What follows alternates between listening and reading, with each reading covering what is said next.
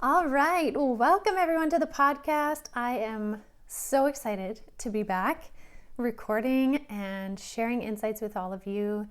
I really want to say a huge thank you to all of you for your prayers, your love, your support, your encouragement. The amount of people that checked in on me from all over the world was just the most heartwarming experience, and I can't thank you enough. Your encouragement. I reached some really dark days. This was a really big, rough go.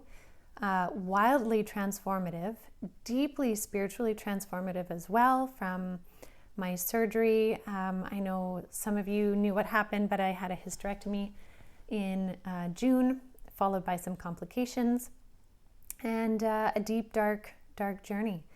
But it has also brought so much beauty, so much joy, so much understanding, deep transformation energetically for myself, as well as some new spirit guides, so much to share. So I will be sharing a lot of the insights as we go along on the podcast, as well as a deep dive into it in cosmic consciousness this month. So if you are interested in hearing a lot more about the spiritual journey, the insights I learned, I'll be sharing that on October 16th in Cosmic Consciousness. You can sign up at avalonspirit.com. But let's get to the most important part today, which is the October energy update. So first of all, happy October, everybody. This is a very interesting month. Spirit had lots to share about it. So I have 6 different points to talk about today. And this is really an opportunity for us to really sit in the driver's seat of our lives. And it is all with purpose too. I really want to say, as we are nearing the end of eclipse season, now it depends on when you're listening to this, as the eclipse season closes on October 3rd, we really are going to be sitting in a brand new energy, a brand new shift, a brand new frequency, a brand new outlook, either across the board in your life or maybe in certain areas. You may simply just feel it within, but it also may be very apparent outside in your external life as well. So wherever and however it's showing itself to you, this eclipse season has been huge. And maybe it's been huge because it's just reaffirming to you how far you've come.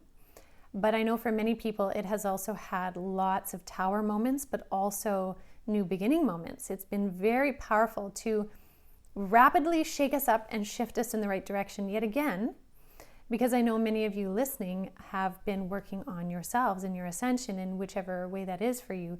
So let's get down to these points for October.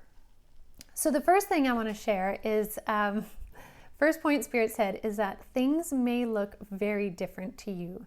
Your life might look like it is upside down. Now, when they shared that statement, they were very quick to say that life looking like it's upside down is not necessarily a bad thing either. You may just have had some big surprises or shifts, twists in the story of your life, right? Suddenly a job opportunity shows up, or a new vehicle shows up, or something like that. Things may look different. And Spirit is saying it is with purpose that this is happening. Things are different for a reason, because for many of you, things needed to shift. You needed to step into essentially a new timeline on your path based on your ascension and your direction and all of the work that you've been putting in before. This is why things suddenly look different, because finally a lot of things aligned to shift it. Now, sometimes for those shifts to happen, it requires something to crumble or break down. And that can be very jarring. But at the same time, Spirit is like, this is one of the most liberating potentials. Whenever you hit that point of destruction or crumble, it's actually your opportunity to radically transform. And so there are many people who have been radically transforming. And so that is why, now that we've landed in October, October might look very different for you. And so they're saying one of the biggest invitations from Spirit is to observe this is what they're showing me. They're showing me this beautiful piece of land, and they're saying, observe your land as if seeing it with fresh eyes. Don't bring your baggage into this new observation. Essentially, leave the karma behind, right? The karmic things that you have moved through and released, leave that behind. It's so, so worth it. So they said too that the second point is, with things looking different, there is a big opportunity right now, excuse me, a big opportunity right now for things to be solidifying.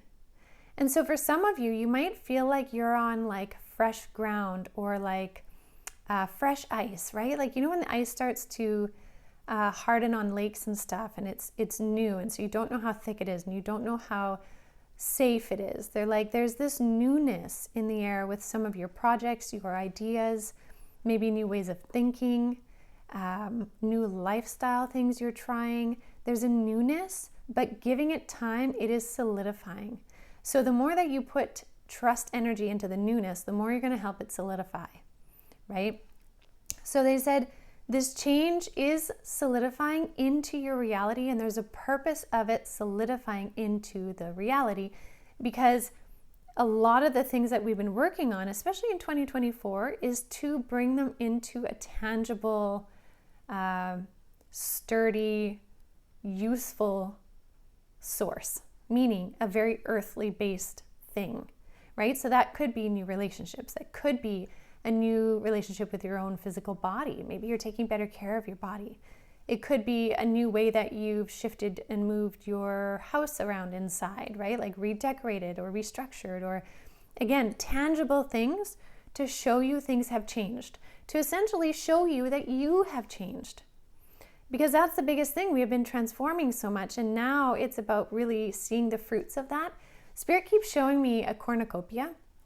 And for those of you that don't know what a cornucopia is, it's kind of those like seashell shaped baskets that you see in kind of old school images of fall and harvest. And they're usually like full of harvested fruits and vegetables and such.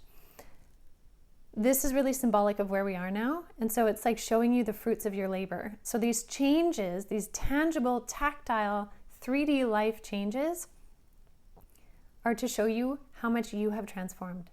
Because when you transform, your environment begins to transform based on the energy you put out, based on the fact that essentially you are a creator creating your reality at any given time, right? And so sometimes we're working towards these changes, and it feels like we're not getting anywhere, and we're working towards it and working towards it and working towards it, and then suddenly, we start to notice things shift. And that's really when the reality outside of us is starting to match the frequency inside of us.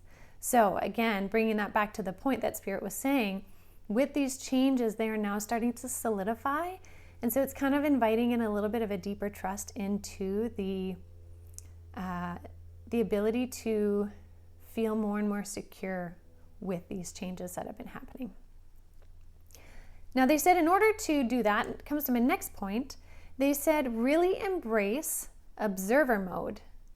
Notice the difference in your perspectives. And so what they showed me is maybe old you would have a trigger and react a certain way, and you would be in the thick of it, the big whirl, you'd be stuck in the tornado of whatever it is, right?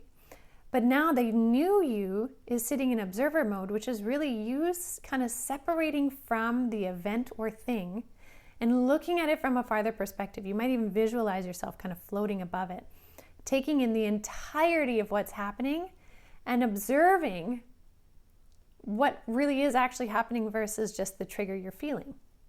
And this observer mode is where you get your position of power. The observer mode is where you have your position of conscious choice, right? When we pull ourselves out of the thick of it, right? And we take an opportunity to kind of scan the entire horizon, we then have greater choices of which direction we want to go, how we want to handle it, what we want to do. And again, these aren't just necessarily negative situations. This can also be in positive situations, right? So really notice observer mode. Whenever you can catch yourself, even in the smallest of things, stop for a moment, take a breath, and try and pull your perspective back and see what you notice. Notice what you notice. What is it telling you? What is all the information telling you? Because it's going to help you make better choices aligned in the direction you want to be going.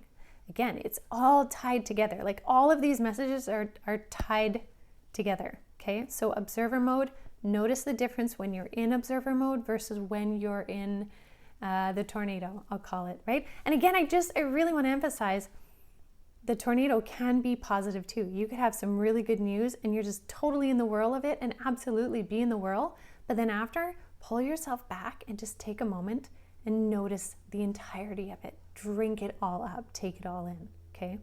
Observer mode, so cool. All right, now the next one is, Spirit showed me this image of a chariot and they said, be sure to be the one driving your chariot. Don't let anybody else drive your chariot. And so again, this comes to then choices, right? Really make sure this month you are in the driver's seat.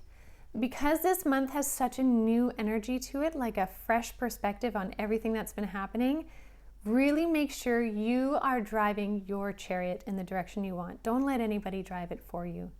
So again, this is you making your choices for you because you feel aligned in the choice. Whether the choice is a free fall or a boundary, whatever it might be, make sure you're the one doing the driving. Take the time you need to ponder what it is you do want to do, but make sure the decision's coming from you. Because so often we kind of just get into this routine of making decisions based on shoulds, right? I should do this now because I'm of this age. I should do this because I'm a parent. I should do this because that's what my friends would do. I should do this because this is what I've always done. But with all of the transformation that happened, maybe reassess if you should or shouldn't anymore, right? Like be in the driver's seat. And our power is huge when we recognize we are always in that driver's seat. We are always driving our chariot. At any given point, we are always driving our chariot. I had to catch myself at this too, actually, the other day. And I was like, well, I'd been asked a question and my normal response would be like, oh, whatever, it doesn't really matter. I'll go along with whatever. And I said that and I was like, that actually does not align with me in any way at all anymore. And so then I was like, you know what, actually, no, these are kind of my boundaries and my parameters in this. So how can we work within that? And I got to tell you, the amount of energy my whole being felt by pausing and correcting my statement and being in that position of driving my chariot. It was amazing, right? And that's just one example of what these can look like for us. But when every time that you choose to be in that position of power, drive your own chariot, the energy that comes from your being, because it is all in alignment, mind, body, spirit, that trinity, you are a master manifester in that moment. A massive co-creator of your reality when your mind, body, and spirit are all synced up and you are driving that chariot.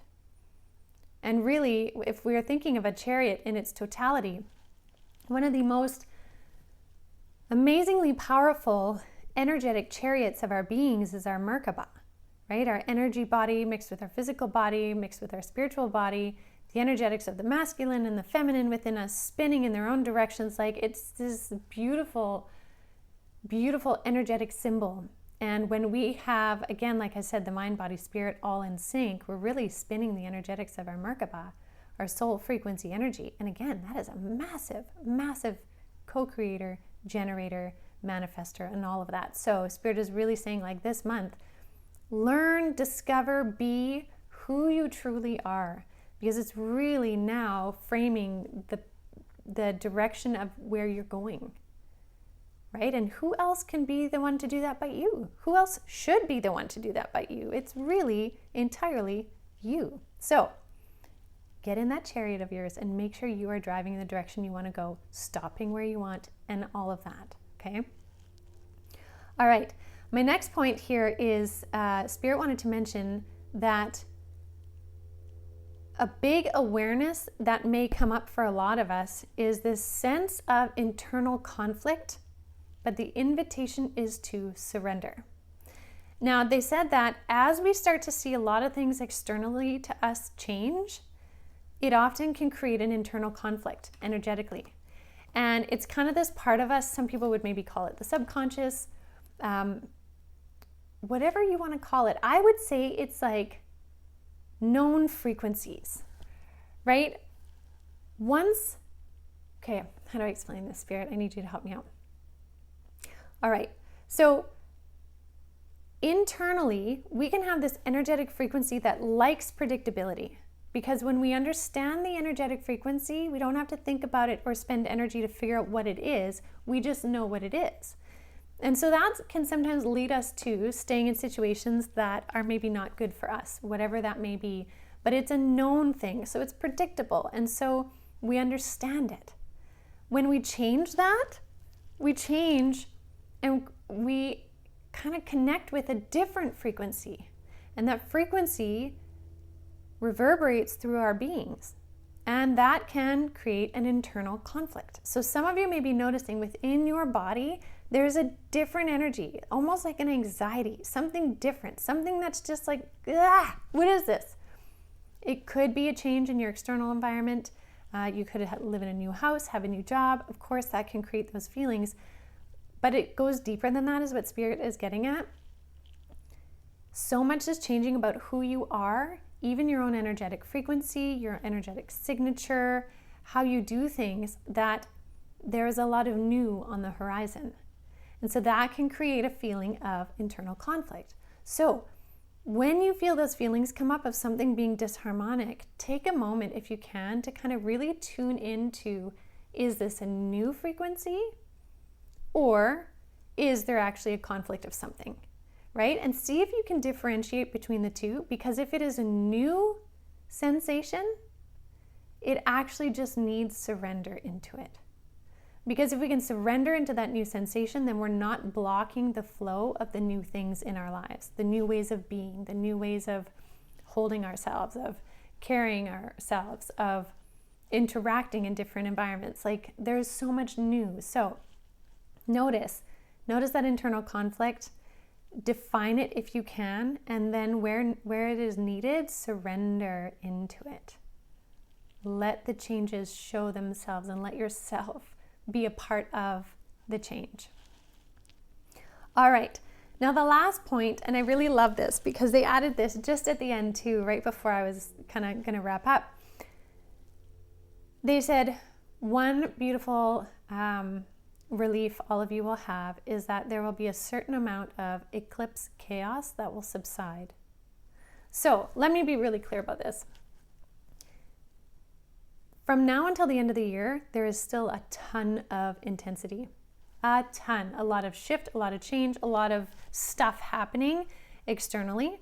However, that feeling of like deep internal chaos is really going to shift, because this eclipse was really about radically transforming a lot of what's within us. It's reflected outside of us, but really like radically transforming whatever needed to be burned away, essentially.